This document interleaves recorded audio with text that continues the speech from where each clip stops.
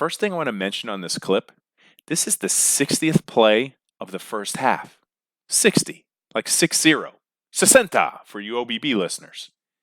You know how many plays the University of Miami ran in 2019 per game? 64. So that's pushing the pace, my friends. But let's press play on this clip. Pay attention to the number 3 wide receiver in this 3-by-1 look. He's going to run a staple of an air raid offense known as an option route. Why is it called an option route?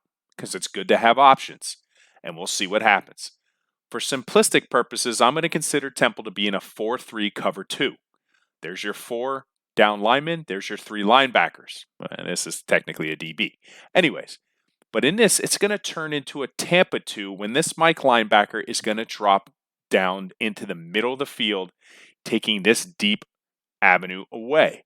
So it's nice to have options. Remember that aspect right here. Right there, he sees, and we consider this what's called closed.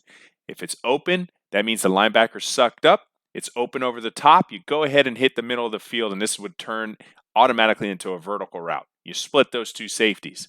But look at the anticipation. This is something Rhett Lashley preaches and teaches. Ball's coming out before the wide receiver's head is technically turned around. Good anticipation.